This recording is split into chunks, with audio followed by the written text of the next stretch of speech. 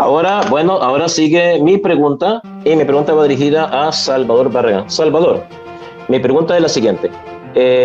¿Por qué usted considera que la iglesia compraba esclavos? ¿Por qué usted acusa a la iglesia de comprar esclavos? Esa es la pregunta. Tienes 3 minutos para responder a partir de ahora. Ya, adelante.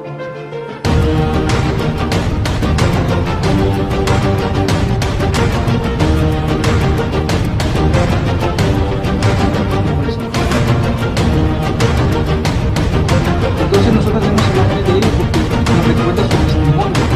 Y queremos imitarlos. San Pablo mismo dice, imítenme a mí como yo imito a Jesús.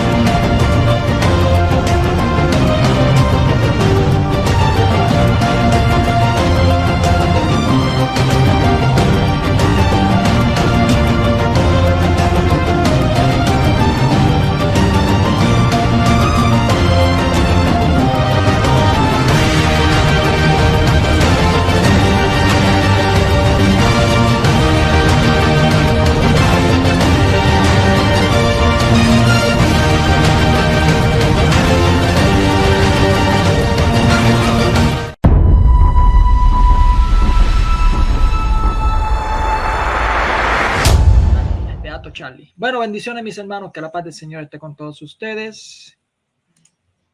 Bien, esto va a ser una respuesta a Pedro Gómez con respecto a, a Mateo 16:18. Le hice un video hace poco, unos par de días atrás. Yo lo dejé esperando para que aprendiera a ser paciente. Hizo un video en respuesta a un comentario, Dios te bendiga Francisco, un comentario que puse sobre Mateo 16:18.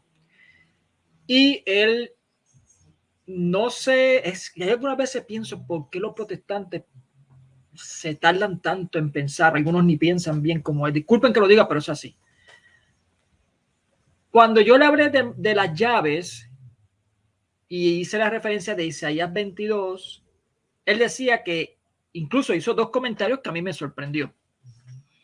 Él dijo en unos comentarios que ese de Isaías 22, 20 al 22, hace referencia a Jesucristo. No se le quita, claro que sí. El asunto es que hay una analogía ahí y eso lo vamos a ver ya mismo.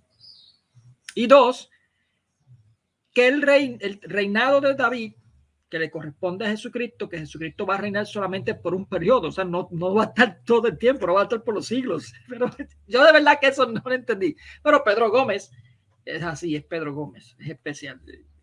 El anticatolicismo que en estas personas son tan arraigadas y tan extremas que impiden llegar a la palabra de Dios por el miedo, por el miedo, el odio irrazonable que tienen contra la Iglesia Católica. Ahora mismo tuve obviamente una conversación estilo debate, yo me estaba riendo, yo supongo que él también se estaba riendo con respecto al bautismo de niños, con Eric Welming. Él es un reformado, si no mal me acuerdo, pero creo que si no estoy seguro, aparenta ser presbiterano. No estoy seguro. Él cree en el bautismo de niños, pero el bautismo de niños que ellos creen es solamente para cuestión de pacto o entrada a lo que es el cuerpo de Cristo. Pero no como nosotros creemos, que además de esos dos, nosotros creemos otros más, y incluye lo que es también el perdón del pecado original y obviamente regenerarlo. Ellos no creen en la regeneración. Bueno, no estoy seguro si no cree, porque en sí no me he respondido, pero bueno, aparenta no tener claro lo que es la regeneración bautismal, pero bueno. Y tuvimos ese dime y direte, yo riéndome por acá, supongo que él estaba haciendo lo mismo para allá por el último comentario que tuvo, pero anyway. La cuestión es que Pedro Gómez hizo ese video, un video que duró aproximadamente casi una hora, o más, casi una hora, sí, en el cual hacía una amalgama de textos bíblicos donde hacían referencia a la roca que era Jesucristo. La Iglesia Católica nunca ha indicado que la roca espiritual sea Pedro. No. Nosotros creemos que la roca espiritual es Cristo, el fundamento de la iglesia es Cristo. Lo que pasa es que Cristo deja como roca visible o roca de edificación a Pedro, y eso lo vamos a evidenciar, ya ahora mismo lo vamos a evidenciar.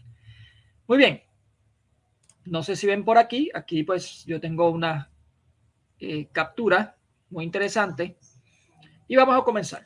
En el nombre del Padre, del Hijo y del Espíritu Santo. Amén. Espero que tú estés pendiente, Pedro Gómez.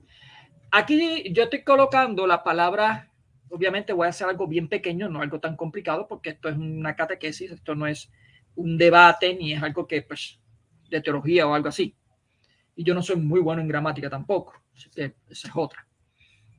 Aquí está escrito gramaticalmente cómo se lee en griego el texto de Mateo 16, 18.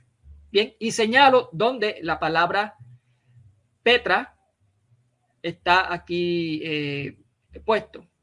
Bien. No, este es taute. Este es taute. Taute. Bien. ¿Qué es lo que estoy tratando de evidenciar? Por lo tanto, si leemos que kai, epi, taute, te, Petra, te es el que está acá, en este lado acá de la manita derecha. El adjetivo demostrativo es dativo taute. Con el artículo dativo indica que la palabra, con el artículo dativo es el te. Es la misma que se menciona como pronombre en el sujeto Petros. O sea, lo que está indicando estos dos que están aquí, es que ambos dan fuerza principal, indica que la roca que se pronuncia, cuando dice sobre esta roca, hace referencia a la primera que se menciona, que es Petros, o sea, roca. Bien. Es la misma que se menciona como pronombre en el sujeto Petros. Esto queda más que claro que Petro y Petras en el griego koiné significan la misma, una piedra o roca. No piedra pequeña, ya que en el griego koiné para piedra pequeña es litos. Y eso lo vamos a evidenciar ya mismo. Esto es algo sencillo así por encima, porque en sí ya había puesto hace tiempito un estudio sobre esto e incluso puse unos libros gramaticales donde lo evidencia. Otra evidencia de que Petro es lo mismo que Petra en el griego koiné, kefas en el arameo, es lo que dice Jesús en Juan capítulo 1, 42. Fíjese cómo Juan, él está escrito en griego, pero deja la palabra en arameo. Dice, y lo llevó a Jesús, fijando Jesús su mirada en él, le dijo, tú eres Simón, el hijo de Juan, tú te llamarás Cefas. Pues entonces Cefas y Petros es lo mismo. Eso es más que obvio. Bien. Aquí hay otra evidencia de que Petros y Cefas es lo mismo también y está en Gálatas 2, 7, 9. Fíjense qué interesante cómo Pablo aquí comienza hablando la traducción en griego de Petros, pero cuando hablan de autoridad no le menciona a Petro, le dice Kefas.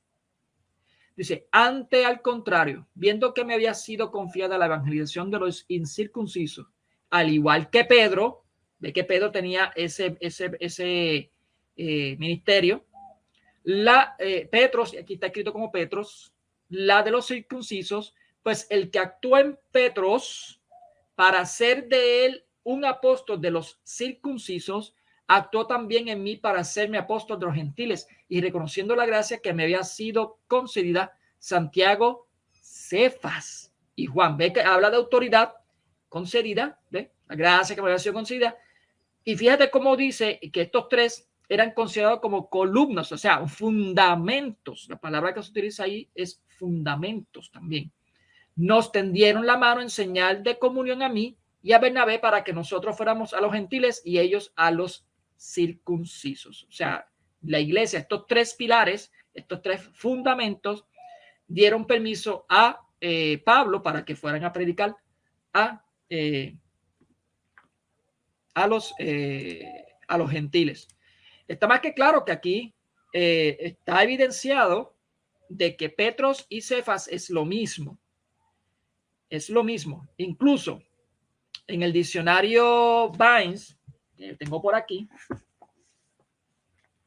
diccionario Vines, está la palabra piedra en una página, que es en la página 663. Déjame mencionar un poco por aquí, por aquí, por aquí. Página 663. Miren cómo aquí dice. Aquí, ¿dónde está? Aquí. Aquí. Dice piedra. Y miren cómo acá, en la página 791, que es esta página 791, está la palabra, voy a ponerlo por aquí, está mi dedito, roca. Roca. Y mira lo que dice la palabra roca. Dice, para Petra, traducido roca en Mateo 7:24, en Mateo 25, en Mateo 16:18, en Lucas 6:48, en Romanos 9:33. ¿Ve? Pero lo que quería indicar es que ahí está metido Mateo 16:18 y no dice una cosa o la otra, no, está incluido ambos, Petros y Petras. Bien, ahora bien, el amigo Pedro Gómez comenzó a tirar texto, por ejemplo, como Efesios 2. Vamos por aquí.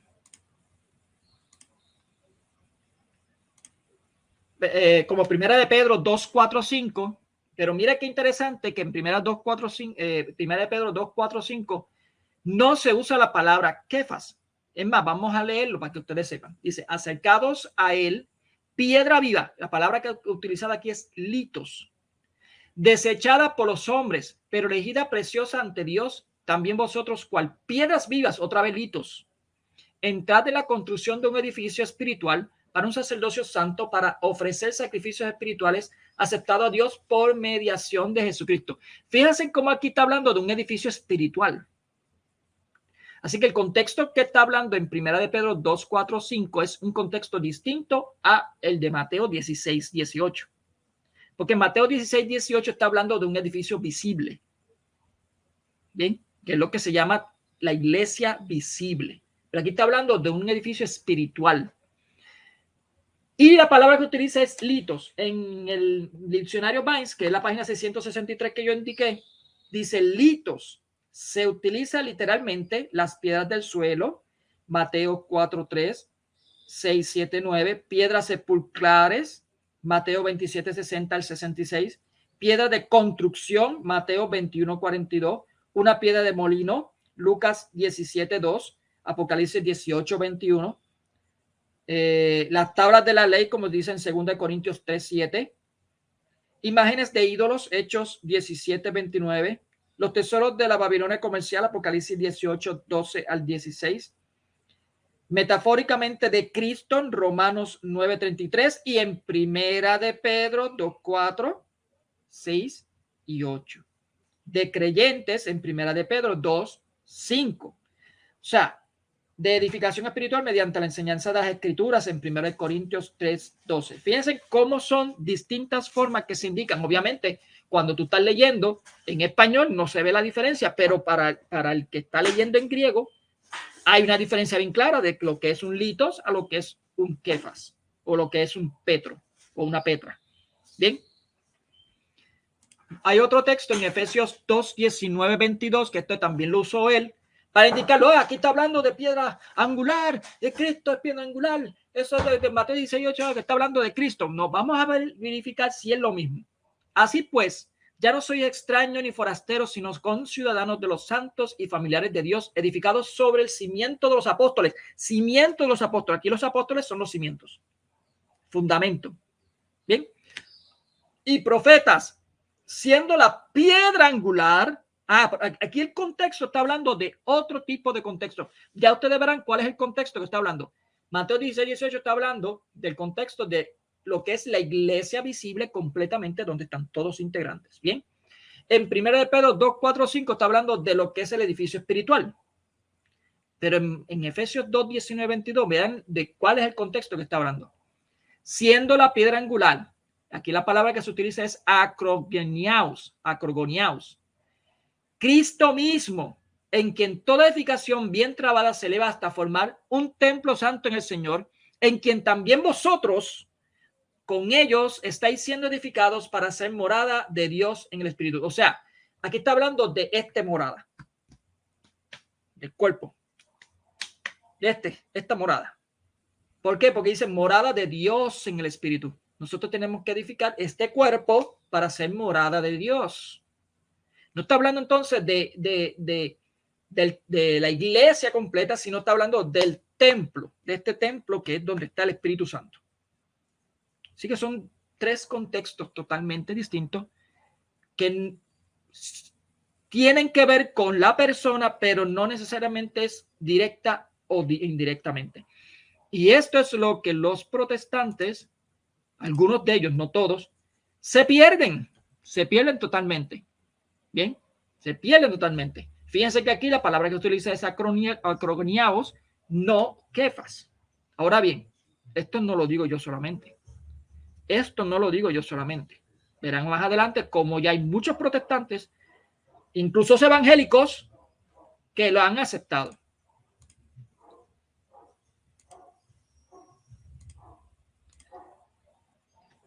Aquí en este diccionario, en este comentario bíblico protestante, dice, algunos intérpretes tienen, aquí se refiere a Jesús como la roca, pero el contexto está en contra de esto. Ve que el contexto es lo que importa. Tampoco es probable que se trate de la fe de Pedro o de la confesión de Pedro. Es sin duda el mismo Pedro quien ha de ser la roca, pero Pedro confesante, fiel y obediente. El papel principal que desempeñó Pedro se muestra a lo largo de los primeros capítulos de Hechos. Y eso es lo que Pedro había preguntado una vez. ¿Dónde se ve ahí la llave? Bueno, ahí está hablándote, la carta de los Hechos. Eso lo vamos a ver más adelante, qué significa la llave. ¿Okay? Vamos a ver otro comentario bíblico protestante. El comentario del Nuevo Testamento de H. Tyndale. Jesús ahora resume el significado de Pedro en un nombre, Pedro. Describe no tanto el carácter de Pedro, él no demostró ser como una roca en términos de estabilidad o confiabilidad, sino su función como la piedra fundamental de la iglesia de Jesús. La piedra femenina para la palabra femenina para roca, Petra, se cambia necesariamente por la masculina Petros para dar el nombre de un hombre. ¿Por qué razón? Porque en el griego sí afecta las palabras, sí tienen connotaciones genotípicas. ¿Ok? Tú no puedes llamar a un hombre Petra. Incluso hoy en día no se puede llamar a un hombre Petra. Se llama Pedro. Yo conozco mujeres que se llaman Petra. Se cambia dar el nombre de un hombre, pero el juego de palabras es inconfundible y en arameo lo sería aún más, ya que el mismo lo forma Kefas la forma Kefas ocurriría en ambos lugares. Es solo una reacción exagerada protestante al reclamo católico romano. Que lo que aquí se dice de Pedro se aplica también a los obispos posteriores de Roma. Eso ha llevado a algunos a afirmar que la roca aquí no es Pedro en absoluto, sino la fe que acaba de confesar. El juego de palabras y todas las estructuras del pasaje exige que este versículo sea tanto la declaración de Jesús acerca de Pedro como el versículo 16 fue la declaración de Pedro acerca de Jesús. Es a Pedro, no a su confesión, a quien se aplica la metáfora de la roca. Bien, y tiene más lógica esta interpretación porque hay un juego entre Jesús y el mismo Simón. Jesús empieza preguntando, identificando quién es él. Pedro responde quién es él. Tú eres el Hijo. Y Jesucristo hace una profesión identificando quién va a ser Simón. Incluso yo lo había dicho en Juan capítulo 1:42. Es un jueguito que hay. O sea, tú me identificaste, pero yo te voy a identificar quién eres tú ahora. O sea, Jesús le dice, tú me estás identificando como el Hijo de Dios y estás correcto. Es así. Ahora tú eres esto.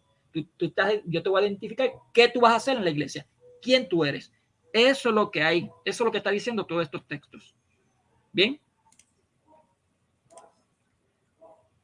Vamos a ver. Ahora, aquí viene lo bueno. Pedro Gómez me había dicho a mí que el trono de David que tiene Jesús es de corta duración. Y eso tengo evidencia ya sobre eso. Pero yo voy a evidenciar que el trono de Jesús es por siempre y para siempre. Bien. En Lucas capítulo 1, 31, 33 lo dice: concebirás en tu vientre y darás a luz un hijo y le pondrás por nombre Jesús. Será grande, se llamará Hijo del Altísimo. El Señor le dará el trono de David, su padre. Reinará sobre la casa de Jacob para siempre. No dice hasta un cierto límite, no, para siempre, y su reino no tendrá fin. O sea, Jesucristo acoge lo que es el trono de David, lo que vemos vamos a ver más adelante, estaba destruido. O sea, ya el mismo Santiago indica que ese trono de David, o sea, esa asamblea antigua, donde estaban los preceptos antiguos y todo, estaba destruido. Estaba totalmente destruido. Y vino a reconstruir, el Señor vino a reconstruirlo. Por eso es que la iglesia se le conoce como la Nueva Jerusalén, la nueva casa de David. Bien. En segunda de Timoteo, capítulo 2:8, dice: acuérdate de Jesucristo resucitado entre los muertos, descendiente de David, según mi evangelio. O sea, aquí se está evidenciando que Jesucristo sí le tocaba estar sentado en ese trono y está sentado en ese trono. Él es el rey por siempre de la casa de David, del reino. Y vamos a ver que la casa de David es la iglesia.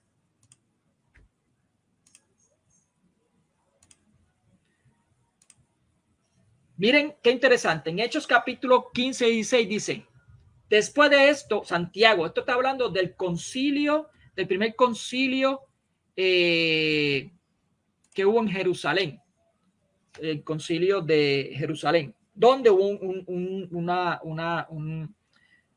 una discusión porque habían unos judaizantes que querían implementar una doctrina indicando de que tenías que circuncidarte para poder ser de Cristo.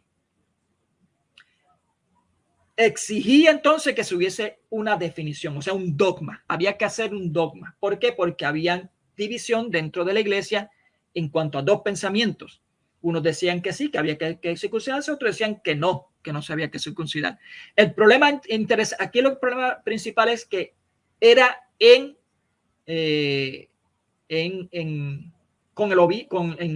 Jerusalén. Y tenemos evidencia bíblica de que Jerusalén estaba a cargo de Santiago. Así que incluso en Gálatas lo dice claramente Pablo, que eran unos discípulos de Santiago los que estaban teniendo esos problemas. Entonces es algo que tienen que pensar estos protestantes, estos no evangélicos y las sectas que siguen por ahí. Si el problema era con Santiago, ¿por qué Pablo no fue directamente con Santiago? Tuvo que ir donde Pedro a encararlo. Porque Pedro estaba haciendo una apariencia indicando de que o sea, él estaba, cuando venían estos judaizantes, él se iba a comer con ellos y se echaba para el lado a los gentiles. O sea, como que indicando que los gentiles no tenían parte de lo que tenían que hacer. Sí, es un asunto moral, claro que sí. Pero el problema era con Santiago, no era con Pedro. O sea, quien estaba teniendo ese problema era Santiago, no Pedro. ¿Por qué tuvo que ir donde Pedro? Podía haberle encarado a Santiago. Santiago, tú estás engañando y estás llevándote a Pedro también en eso. No, pero fue donde Pedro directamente. Pues claro, porque era él, como dicen los padres de la iglesia, el príncipe de los apóstoles. Era el cabecilla, el más grande de todos los apóstoles. Y eso lo vamos a ver más adelante. Pero lo interesante de Hechos 15:16 es que dice que vino a reconstruir la tienda de David. Y esto es en el contexto de la iglesia. Mira qué interesante. Vamos a leerlo. Vamos a buscar Hechos 15. Hechos 15 dice: en versículo 13, cuando terminaron de hablar, tomó Santiago la palabra y dijo: hermanos, escuchadme. Simeón ha referido como Dios ya por primera vez intervino para procurarse entre los gentiles un pueblo para su nombre. O sea, está hablando de la iglesia. Con esto concuerda los oráculos de los profetas, según está escrito: después de esto volveré y reconstruiré la tienda de David que está caída, reconstruiré sus ruinas y la volveré a levantar, para que el resto de los hombres busque al Señor y todas las naciones que han sido consagradas a mi nombre, dice el Señor que hace que estas cosas sean conocidas desde antiguo. O sea, el mismo Santiago hace lo que se llama una tipología de lo que es la casa de David, o sea, el rey Israel antiguo, según la carne, versus un antitipo con lo que es la iglesia. Y él dice que estaba destruida. ¿Por qué? Porque los gentiles no estaban incluidos. Ahora sí están incluidos. Esa clase de David es la iglesia ahora. No tenemos que ver parte nada con la Israel carnal. Por tanto, donde está reinando Dios, donde está reinando Jesús, en estos momentos en esta casa de David, que es la iglesia. Bien, él está reinando ahí. Vamos a ver. Y está más que claro que habla de Jesucristo. Ahora, ¿por qué yo tengo que hablar sobre la casa de David? ¿Por qué tengo que hablar del trono de David? ¿Qué tiene que ver el trono de David? ¿Qué tiene que ver todo esto con lo de Mateo 16, 18? Sencillo.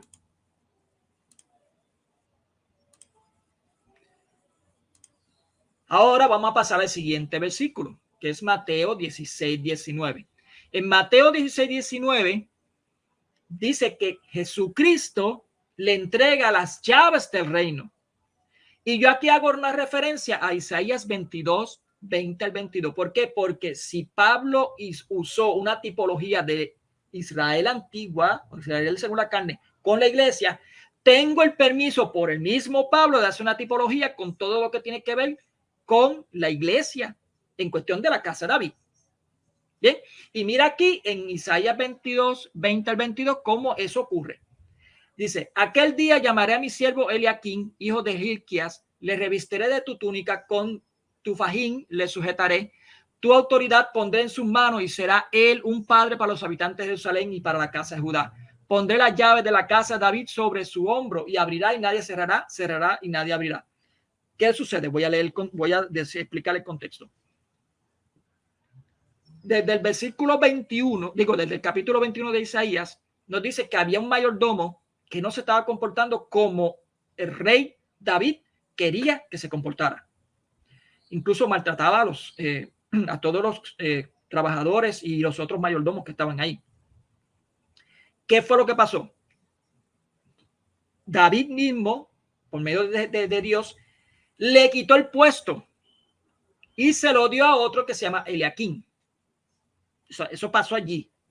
Ahora, este texto hace referencia a lo que es Jesucristo, porque hace una alusión, es un verso profético de lo que iba a ocurrir con Jesucristo. Él iba a tener la llave de la casa de David, y así mismo es. Él la toma. Recordemos lo que leímos en Hechos capítulo 15. Bien, él toma eso, pero mira qué interesante que dice, abrirá y nadie cerrará, cerrará y nadie abrirá. Así que Isaías 20, 21, 22 habla de un rey que es David, da las llaves del reino, que es del reino de la casa de David, y se la entrega a Eliaquim, que es un mayordomo. Bien. Sabiendo que Jesucristo es el rey ahora de la casa de David, de la que él está reconstruyendo, ¿qué podemos entender entonces? Sencillo. Mateo 16, 19, a ti te daré las llaves del reino de los cielos, y lo que ates en la tierra quedará atado en los cielos, y lo que desates en la tierra quedará desatado en los cielos. Eso es lo que dice Jesucristo. Y Jesucristo, como ya vimos, es el rey de la nueva casa de David. Es el rey. Ya le da las llaves del reino a Simón. O sea, lo mismo. Hay una, mira qué paralelo tan interesante, Pedro Gómez, en estos dos. Un rey, David, Jesús rey, llaves del reino de la casa de David, llaves del reino de los cielos. Eliaquim, el mayordomo, que es una prefiguración de lo que es Jesucristo, pero en este caso aquí Simón es el mayordomo. ¿Ven? Esto se llama tipología, y eso es lo que la iglesia siempre ha entendido, y eso es lo que por causa de Pablo me dio el permiso de hacerlo. O sea, nos da el permiso porque él lo hizo. O sea, él indicó que esa casa de David que estaba destruida, él lo vino a reconstruir. Jesús vino a reconstruirlo. Y está más que claro que aquí hace una referencia a esa mayordomía, lo que se llama mayordomía en Simón. No soy el único que lo indica. En el Nuevo Diccionario tan protestante lo hace, lo dice. Dice, en el Antiguo Testamento un mayordomo es un hombre que está sobre una casa. Génesis 43, 19, Génesis 44, 4. Y mire qué interesante, Isaías 22, 15. En el Nuevo Testamento hay dos palabras traducidas mayordomos, que se titula epitropos. Mateo 28 y Gálatas 4:2. Es decir, alguien a cuyo cuidado honor se ha confiado un curador, un guardián y oikonomos. Lucas 16, 2 al 3, 1 Corintios 4, 1 al 2, Tito 1, 7 y 1 Pedro 4, 10. Es decir, un administrador, un superintendente de oikos, que es la casa, y de nemo, dispensar o administrar. La palabra se usa para describir la función de la responsabilidad delegada. Y dice más adelante, para más referencia al oficio del mayordomo en los tiempos del Antiguo Testamento, véase Primera de Reyes 4:6, Primera de Reyes 16:9, Primera de Reyes 18:3, Segunda de Reyes 10:5, Segunda de Reyes 15:5, Segunda de Reyes 18:18, donde las frases usadas son sobre la casa, mayordomo o gobernador. En Isaías 22:15, en el mismo pasaje al que aparente se refiere nuestro Señor en Mateo 16:19. Sebna, que es el mayordomo malo, el mayordomo que pronto será despuesto, se describe en varias traducciones como amo del palacio, a cargo, esas son las versiones que están al lado, así que dice JB, NIV, son versiones bíblicas. Lo ponen ahí como el amo del palacio, el cargo del palacio, amo de la casa, a cargo de la casa de Israel, controlador de la casa, gobernador del palacio. ¿Y cómo es que Jesucristo está haciendo lo mismo con Simón? Él está haciendo lo mismo. Esto es lo más interesante de todo esto. Y esto es un protestante que lo está diciendo, no estoy diciendo yo, ni lo está diciendo la Iglesia Católica. Comentario de E. Jameson, Fawcett and Brown sobre Isaías 22. El mayordomo es amigo del rey, oficial principal de la corte. Primera de Reyes 4:5, Primera de Reyes 18:3, Primera de Crónicas 27:33, y también se conoce como el consejero del rey. Las llaves se llevan a veces en Oriente colgadas del pañuelo al hombro. O sea, anteriormente, o sea, en el Viejo Testamento se llevaban como un colgante en el hombro, aquí. Pero la frase es más bien figurativa para sostener el gobierno sobre los hombros de uno. O sea, cuando lo llevan aquí es que estaba indicando de que ese mayordomo llevaba el gobierno de esa casa de David, o sea, del rey, de todo lo que es del reinado, en los hombros. Eliaquín, como implica su nombre, es aquí claramente un tipo de Dios, hombre, Cristo. Eso sí, yo lo dije también. El hijo de David, de quien Isaías, en capítulo 9:6, usa el mismo lenguaje en la cláusula anterior de este versículo, y el principado sobre su hombro. En Apocalipsis 3:7 se encuentra el mismo lenguaje que la última clausura. Y aquí da referencia de Job 12:14. Está más que claro que eso de las llaves, lo que significa es autoridad de sostener gobierno, el gobierno en este caso se estaba hablando, si es del Antiguo Testamento, hablando del gobierno de la casa de Israel, o sea, de todo Israel.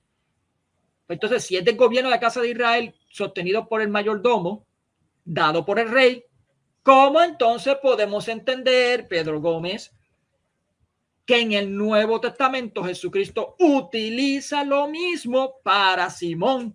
Está indicando claramente que ese gobierno se lo está colocando a Simón. Es más que claro. Sí, claro que sí, yo te lo subo, no te preocupes. Muy bien. Vamos a continuar.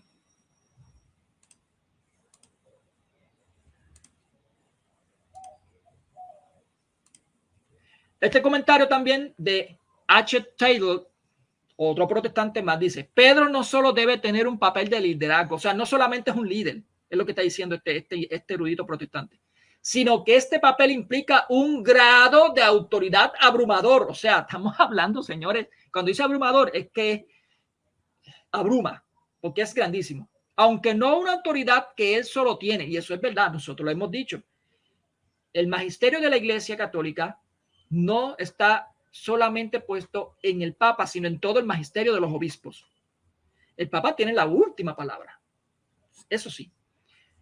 ¿Cómo se puede ver en la repetición de la última parte del versículo en Mateo 18:18 con referencia al grupo de discípulos como un todo? La imagen de las llaves, plural, quizás sugiera no tanto al portero, o sea, hay una diferencia del portero en este caso, que es el mayordomo principal, a estos que tiene la llave, que controla la entrada de la casa como el mayordomo que regula su administración. Isaías 22:22 en conjunto con Isaías 22:15.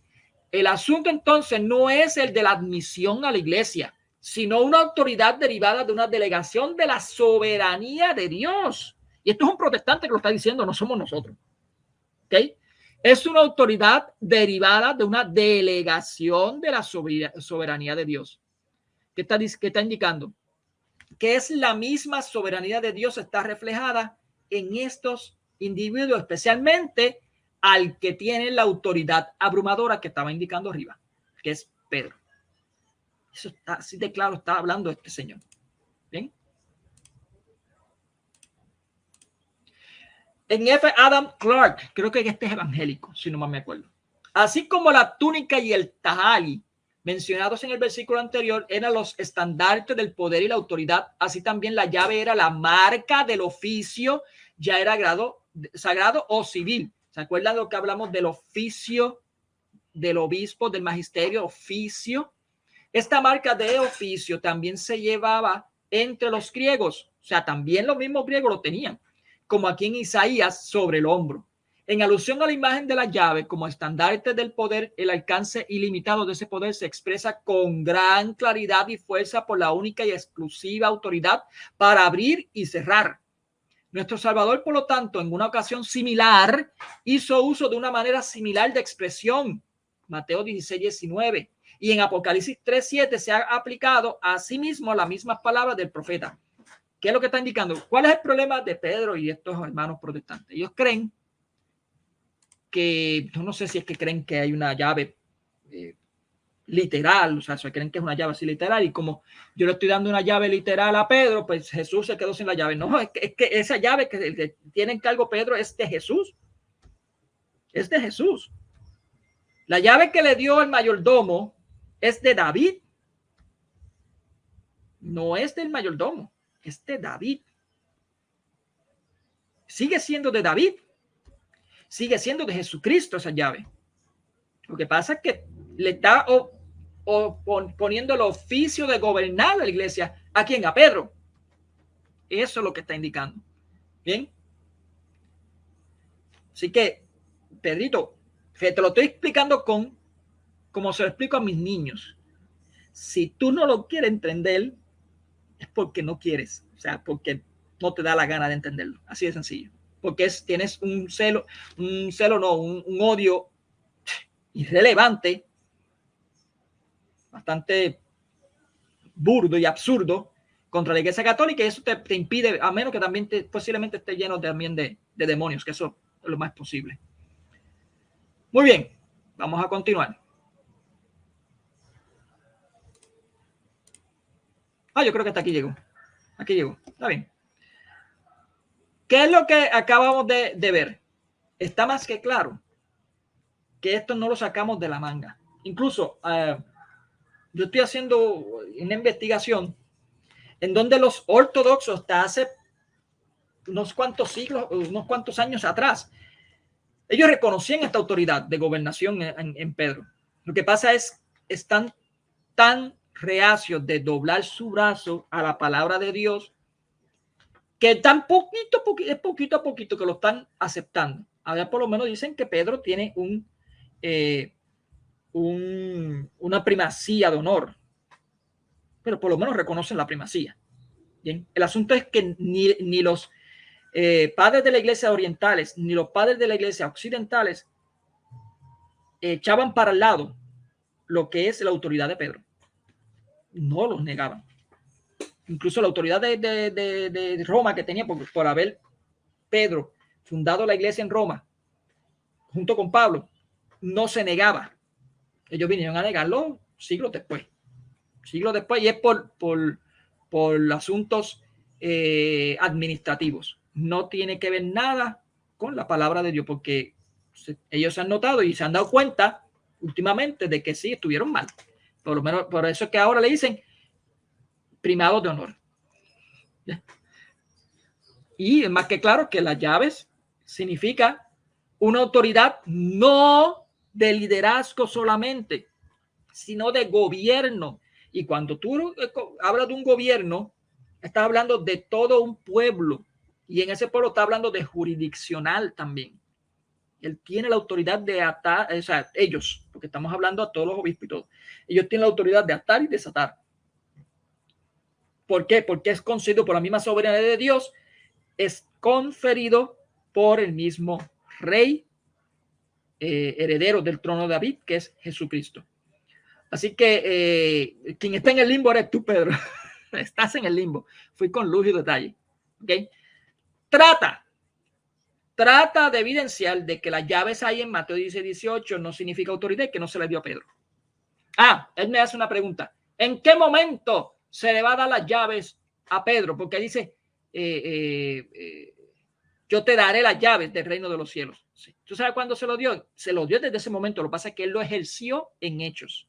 Cuando él, con su prédica, abrió y comenzó a abrir los reinos de los cielos a la gente. Está más que claro. Y la gente se convirtió en así. Bien. Pedro, ya no, mira, esto no lo puedes ni refutar. No lo vas a poder refutar. Así que es sencillo. Es más que claro. Tendrías que irte por encima de los eruditos y como tú no tienes esa autoridad que es conferida por los mismos apóstoles a los obispos, tu opinión no interesa. De verdad que a mí no me interesa. Por eso es que yo me eché para atrás y quise tomarme tiempo. Me importan más las personas que sí ven algo y hay alguna comunión con nosotros. En esas personas sí me interesan, pero aquellos que pisotean el evangelio, no me interesa para nada, de verdad. Bendiciones, mis hermanos, y que la paz del Señor esté con todos ustedes. Cuídense.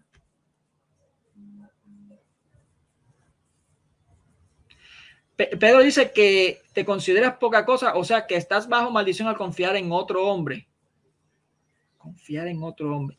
Si Jesucristo no confiara en los hombres, entonces ¿para qué mandó a predicar a los apóstoles que son hombres? Si los obispos, si los apóstoles no confiaran en hombres, ¿para qué dice en la Sagrada Escritura, sometaos a sus pastores y obedecerlos? ¿Qué es lo que pasa? Que estos protestantes, estos hermanitos como Pedro Gómez, malinterpretan el texto, dice, maldito el hombre que confía en otro hombre, pero no lo lee completo. No lo lee completo.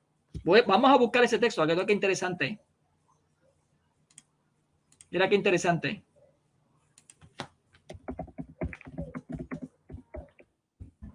Vamos a ver. Vamos a ver dónde está. Déjame buscar el texto. Tú ves qué interesante ese texto.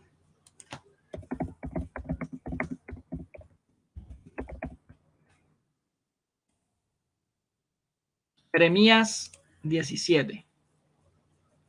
Vamos a buscar aquí a Jeremías. Jeremías 17. Ups. 5 al 7. Vamos a ver. Dice, vamos a leer desde 1. El pecado de Judá está escrito con burril de hierro, con punta de diamante está grabado sobre la tabla de su corazón y en los cuernos de sus aras. Así recordarán sus hijos sus aras y sus hipos cabe los árboles frondosos sobre los oteros altos. Mi monte en la campiña. Tu haber y todos tus tesoros al pillaje voy a dar en pago por todos tus pecados de los altos en todas tus fronteras. Tendrás que deshacerte de la heredad de ti y te haré esclavo de tus enemigos en un país que no conoces, pues ha estallado el fuego de mi ira, que para siempre estará encendido. Así dice Yahvé, maldito quien se fía del hombre y hace de la carne su apoyo y de Yahvé se aparta su corazón. Pues está hablando, no está hablando de todos los hombres, está hablando de los hombres que hacen de la carne su apoyo y hacen que se aparten de corazón. Esos son los hombres que son malditos, que confían en esos hombres. pero no está hablando de aquellos hombres que ponen la confianza en Dios. Dice,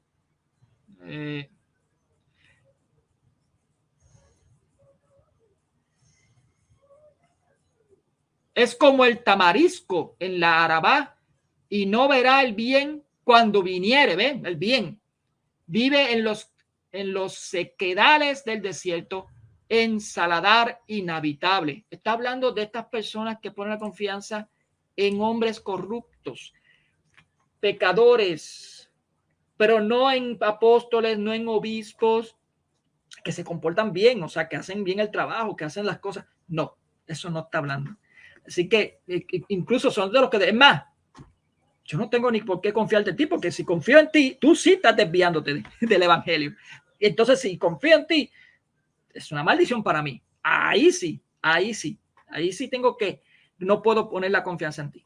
Así que tú te estás desviando. Y se aparta, exacto.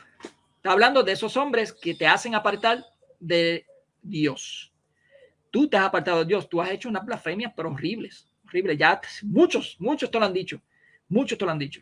Es lamentablemente que tú estés arrastrando a otros a esa laguna, a ese fango. Bueno, bendiciones, mis hermanos. Que la paz del Señor esté con todos ustedes. Intenta refutar lo que yo puse. No me etiquetes, ¿ok? De verdad que no vale la pena perder más tiempo para que sigas pisoteando este evangelio. Estas perlas. Bendiciones, cuídense. Ahora sigue mi pregunta, y mi pregunta va dirigida a Salvador Barragán. Salvador, mi pregunta es la siguiente. ¿Por qué usted considera que la iglesia compraba esclavos? ¿Por qué usted acusa a la iglesia de comprar esclavos? Esa es la pregunta. Tienes 3 minutos para responder a partir de ahora. Ya, adelante.